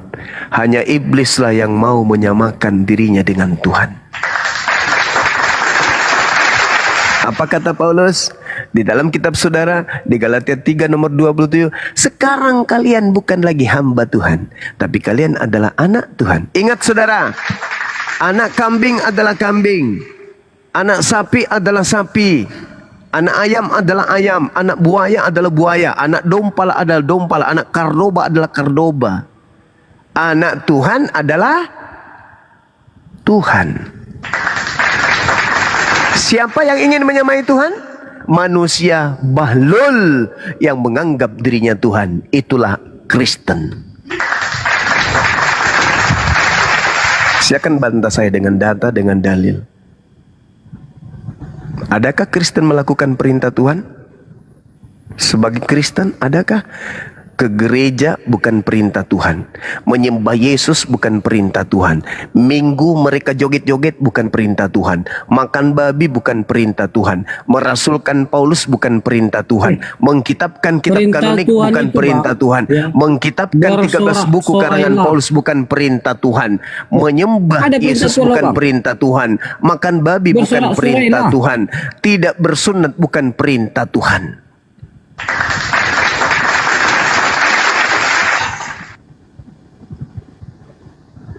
Apa yang dilakukan Kristen perintah Tuhan? Itu ada loh bang, bersorak-sorai lah, Sore-sore itu sudah dibatalkan kemudian oleh Paulus. Lah bang. Hei, saudara, perintah itu sudah dibatalin sama Paulus. Efesus 2 nomor 15 itu udah dibatalin semua tuh. Dan ingat saudara, perintah bersorai-sorai itu hanya dikhususkan kepada Bani Yakub. Mazmur 147 dan juga data nomor 1920. Apa yang tertulis di sana? Ketetapan yang datang kepada Yakub, hukum-hukum aturan-aturanku yang datang kepada Bani Israel, tidak aku berikan kepada bangsa Kristen. Jadi yang sore-sore yang di dalam gereja kalian nyanyi-nyanyi itu, anakku adalah Tuhanku sendiri. Duhai anakku, jika engkau besar, jangan lupa ibumu. Anakku yang adalah Tuhanku sendiri, jika nanti kelak engkau di surga, jangan lupa kepada ibumu yang telah membesarkanmu. Itu nyanyian-nyanyian kalian itu nyanyian dari mana? Yang ngajarin kalian lagu-lagu kayak gitu itu sopo? Sedangkan laguan Kidung Agung yang dinyanyikan oleh Nabi Daud itu hanya untuk Bani Israel saja. Ayo, siapa yang ngajarkan kalian lagu-lagu kayak begitu? Hah? Tuhanku adalah manusia, tetapi juga adalah Tuhan. Tuhanku, dia memang mati, tapi dia juga hidup. Tuhanku bukanlah manusia, tapi Tuhanku adalah anak manusia. Tuhanku bukanlah manusia, tapi Maria melahirkan manusia. Yang ngajarin kalian punya konsep lagu kayak gitu itu sopo? Siapa yang ngajarin lagu kayak gitu? Nggak ada yang ngajarin. Kalian sendiri. Kalian sendiri. Kalian sendiri yang mengarang karya cipta murni dari kalian sendiri. Sedangkan Tuhan mengatakan di dalam kitabnya orang Yahudi, Tuhan bukan manusia dan bukan anak manusia. Bilangan 23:19, Hosea 11 nomor 9. Jelas itu kan? Tapi kalian, Tuhanku 100% manusia dan juga 100% Tuhan. Tuhanku 100% Tuhan.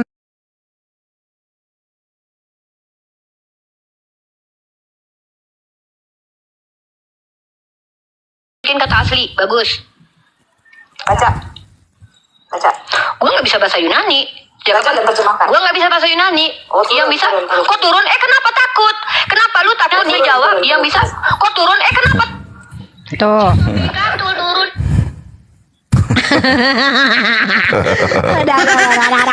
Enggak. Harusnya kalau misalnya adu Yunani itu ke saya, ya enggak? Iya. Nih, Langsung. rekam. Saya menantang debater Kristen yang paling hebat di Indonesia, yang bisa baca Ibrani, yang bisa baca Yunani, yang bisa baca Quran. Mau di dunia online ayo, mau di dunia offline lebih mantap. Yuk kita berdebat. Ya. Oke. Membahas kisah para Rasul 9 nomor 21 sampai 22. Siapakah Kristus di situ? Udah aku turun aja, capek ngantuk. Ya udah ini makasih ya. Ya, sama-sama. Terima kasih saya bentar kita doa kafaratul majelis dulu karena kita tidak tahu kalau kita ngomong ini mungkin ada dustanya, ada salahnya, ada sombongnya, ada aku berdusta bilang Bang Yonatan ganteng tadi, ya Allah. Iya, aku juga sama. Bilang Uni Ripa cerewet itu aslinya enggak, aslinya pendiam. Aslinya cerewet. Bohong banget, aslinya pendiam.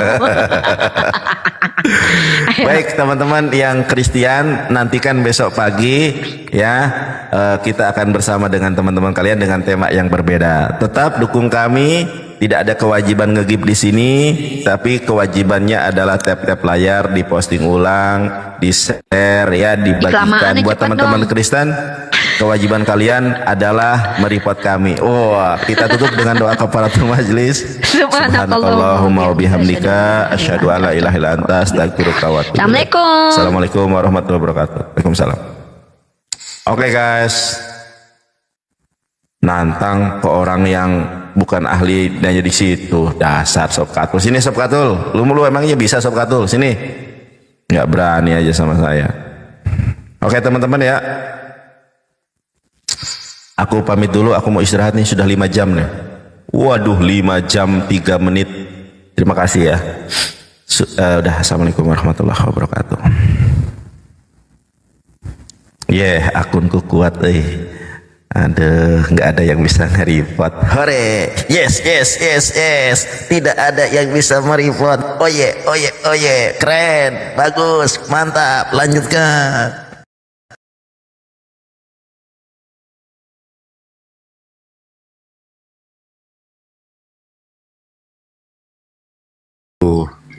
Masa orang begini gabung sama orang kafir kan gitu. Pas saya bilang begitu, itu langsung rungkat, kena tombak. Saya nggak apa-apa. Kalau saran saya terus gabung non kafir, supaya nanti pek. Kenceng amat sih. Pek kan orang kafir, nanti orang Kristen nyari Yesus. Yesus, di mana kau Yesus? Yang keluar setopik.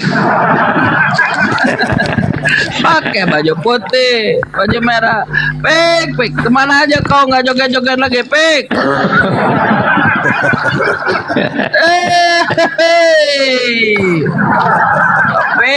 Topik. Nyari duit, joget-joget jadi Yesus, Topik. Injak Bible, Topik.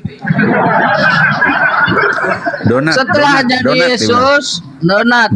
Setelah jadi Yesus, injak Bible, jadi saksi Kristen, Topik.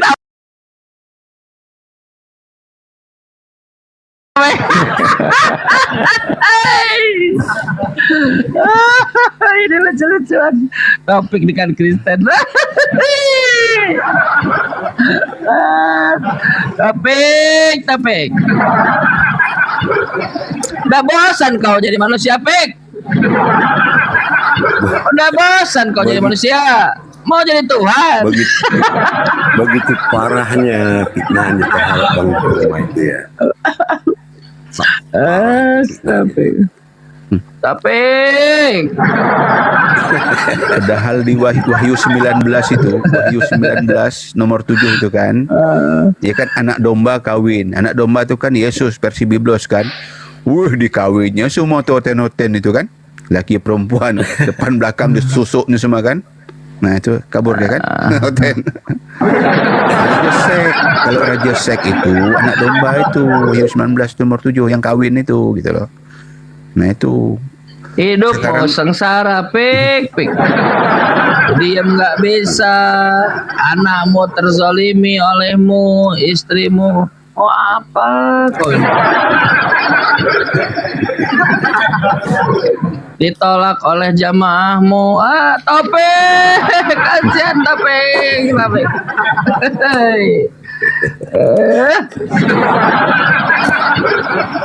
Makanya kalau cosplay lebih baik jadi Batman daripada jadi Yesus. Topik.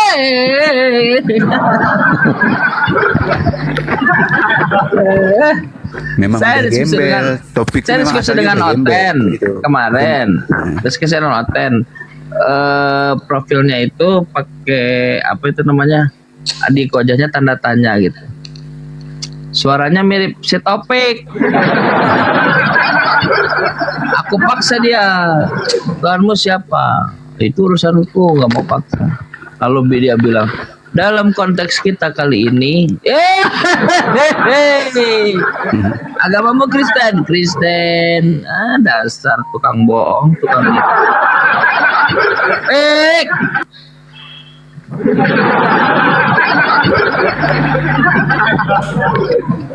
Sian ya Allah, nauzubillah min dzalik. Kita berlindung dan pelajaran teman-teman sekalian. Kalau mau diskusi aja biasa saja, nggak usah. Kalau kalian nggak punya duit, datang ke Basnas atau datang ke organisasi Islam. Pak, saya tiap hari berdakwah. Saya tiap hari insya Allah tulus ikhlas dalam berdakwah. Saya fisabilillah. Boleh nggak Pak? Saya ada kesulitan nih Pak, membiayai istri saya. Saya sudah habis-habisan keringat keluar keringat. Boleh nggak Pak? Saya diberikan arahan. Entah diberi pendidikan ke, beri pelatihan ke, pengembangan ke. Jangan kau cosplay. Jangan kau cosplay jadi Yesus, pek. Cosplay jadi Yesus. Buat apa kau? Akhirnya bersahabat dengan Oten. Topik.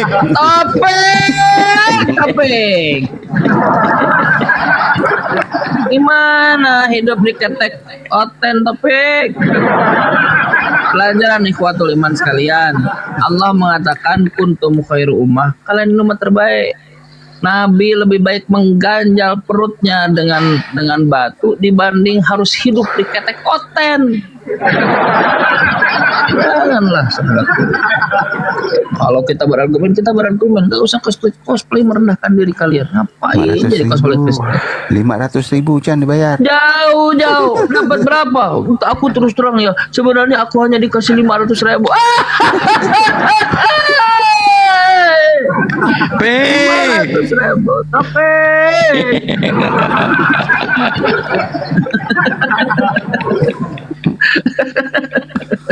la haula wala quwata illa. Teman-teman sekalian, jadi pelajaran buat kita ya. Jangan terulang seperti yang begitu. Alhamdulillah sudah terjadi dan kita alhamdulillah sudah terjadi, kita berlindung dari begitu ya. Kita itu punya harga diri gitu ya. Mungkin saya kira sih karena faktor pendidikan, karena faktor mindset, atau karena faktor kafir. Kata Ali bin Abi Thalib, kefakiran bisa membawa kepada kekufuran. Kata Sayyidina Ali bin Abi Thalib, bisa jadi. Saya mau ngomong gitu. Aku nggak punya duit. Saya pay. Ntar Kang Jan ada tamu Kang Jan. Ntar Kang Jan ada tamu sebentar. Ntar Kang Jan ya. Ntar. Pik. Saya udah curiga. Dia awannya agak panjang nih Bang Pedi. Selamat pagi Acus. Acus, selamat pagi Acus. Pik.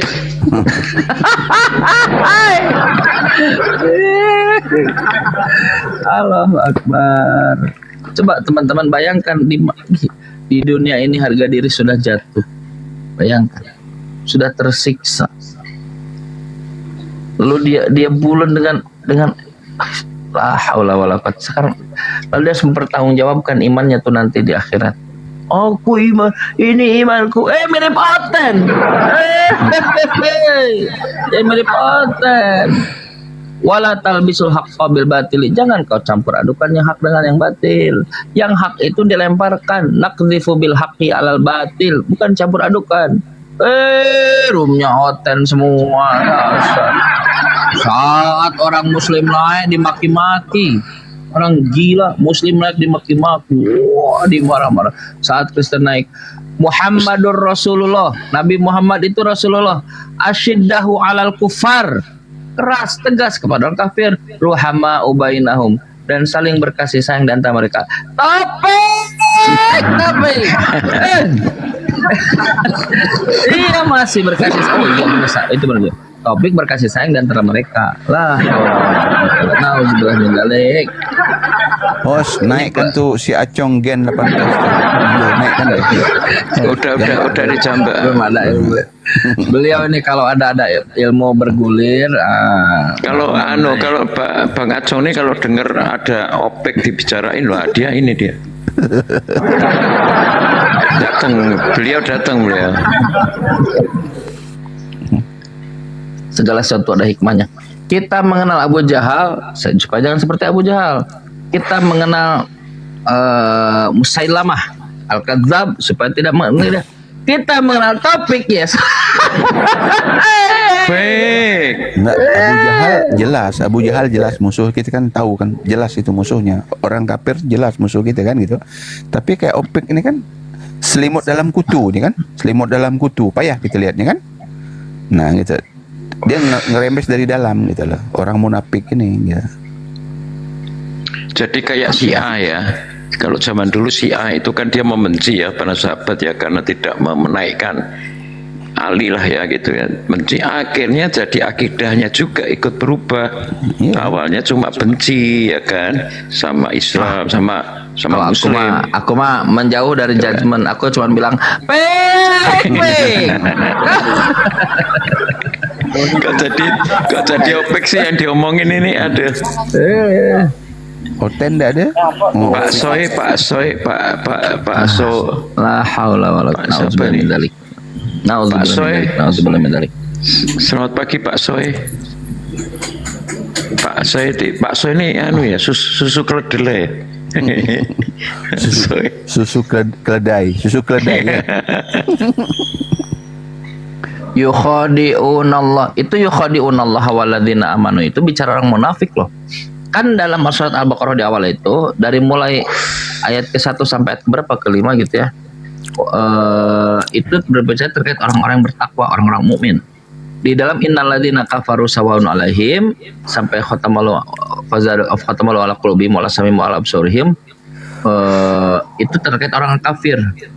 Nah, ayat selanjutnya yang panjang sampai 1 lembar itu, wa minan nasi may yaqulu amanna billahi wa bil yaumil akhir wa ma hum bimumin, itu berbicara tentang orang munafik.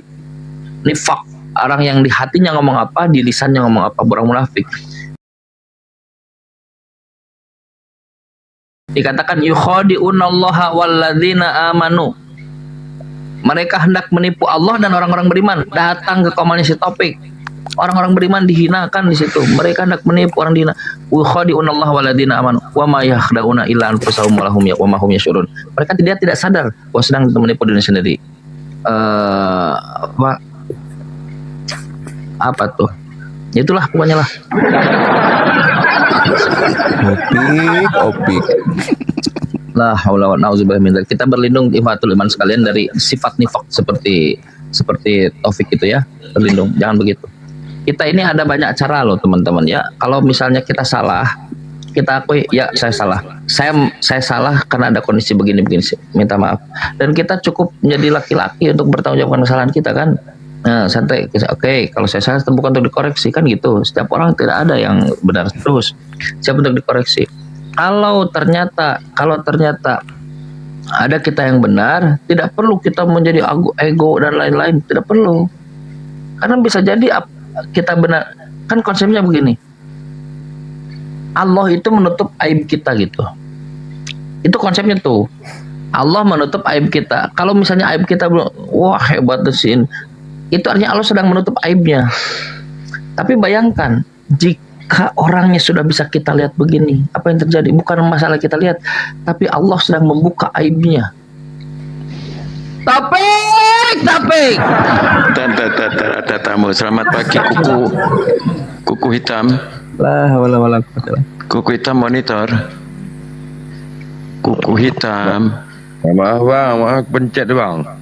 Oh pencet ya udah turun aja. Ya turunin aja bang. Nggak bener saya di bawah aja bang. Emang nggak bisa ya turun ya? Nggak bisa turun sendiri. Begitu ya. Yang kedua, pelajaran kedua. Kalau misalnya lihat ya, Gurunda Zuma misalnya, beliau ditingkatkan derajatnya oleh Allah. Dihajar habis-habisan, difitnah habis-habisan. Diajar enggak lah, diajar kuat lah dia. Difitnah habis-habisan gitu. Tapi Allah tetap muliakannya. Itu baru di dunia. Dia mensucikan nama Allah. Dia berjuang untuk mensucikan nama Allah. Itu baru di dunia. Bagaimana nanti di akhirat? Saat tidak ada naungan lagi selain naungan Allah. Gurunda Zuma enak dia. Enak aja dia enak sendiri. Nanti ketika tidak ada naungan lagi, minimum ada yang bisa diajukan. Ya Allah, aku telah mensucikan namamu. Siang malam aku berdakwah mensucikan namamu. Kita saat tidak ada naungan, apa yang sudah kita lakukan ya? Bisa masuk. Datang si Topik joget-joget. Gara-gara kau nama Allah itu dihujat. Topik. Gara-gara kau.